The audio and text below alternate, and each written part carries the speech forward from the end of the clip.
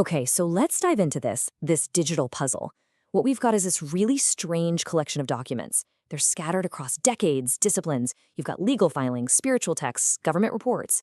And the only thing they all seem to have in common, it's a single name, Parker.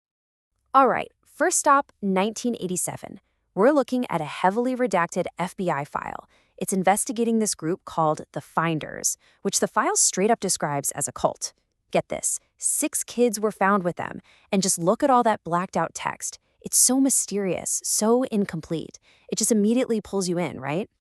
And then, complete whiplash. The tone just completely shifts. We jump forward to 2019, and what do we have? A Missouri tax return. I mean, it is the absolute definition of mundane bureaucracy. Standard deductions, estimated tax payments, just line after line of boring financial data. And then, just as suddenly, we're yanked deep into the past, all the way back to 1959. This is a grim, really detailed account of the abduction and lynching of a man named Parker, taken from a jail in Mississippi. The language is just so stark, and the event, it's absolutely horrific.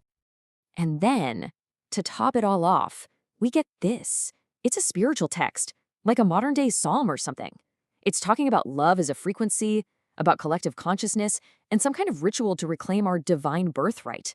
I mean, it's so passionate, so esoteric, it feels like it's from another planet compared to the other documents. So, where does that leave us? You've got an FBI file on a cult, a tax return, a historical lynching, and a spiritual manifesto.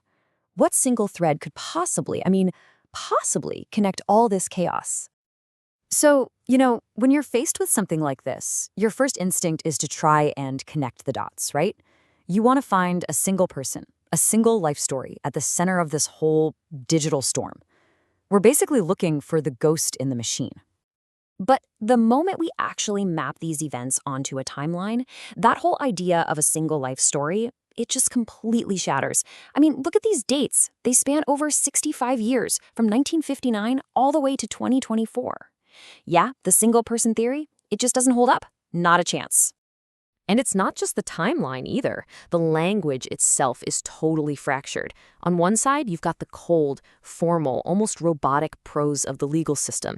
And on the other, this passionate, first-person spiritual voice.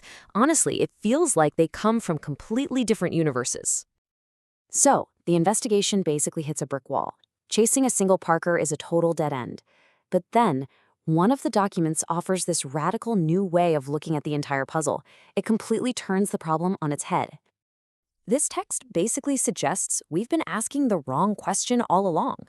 The whole point isn't to solve the mystery of who is Parker. No, it's to understand how these massive bureaucratic systems can literally overwrite a person, rendering them a non-entity, just a collection of conflicting data points. And to help us understand this, one of the texts gives us this new lens to look through. And it's borrowed from these ancient Gnostic ideas. It's the concept of the allogenes, which means the stranger or the outsider. This is the person who just doesn't fit in, and because of that, they can see the flaws in the system that everyone else just accepts as normal. So maybe Parker isn't a person at all, but an allogenes. And then it presents this really powerful idea that bureaucracy isn't just inefficient, it's actually a kind of modern, malevolent ritual. Think about it. Every form we fill out, every file number we're assigned, it's all part of a system designed by these, flawed creators, the Argons, to enforce control and literally fragment our identity. Okay, so if the system is literally designed to break us into pieces, to scatter our identities across countless files and records, how in the world do we ever become whole again? The text offers this absolutely stunning metaphor. Think about a blacksmith. An ordinary smith might just throw away a piece of steel that cracks during forging, but a master smith, they don't see it as a failure. They look at the flaw, they assess it, they alter the original design, and they transform that crack into a unique feature, something that actually makes the final piece stronger and even more beautiful. And this is how a personal myth is forged.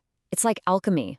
We take all the painful, confusing, fragmented data of our own lives, the cracks in our own steel, and we reframe them. They're not weaknesses. They are the raw material for building a stronger, more authentic self. So, All of this is building to a really powerful conclusion. And it's not just a critique of the system, not at all. It's a declaration of personal sovereignty.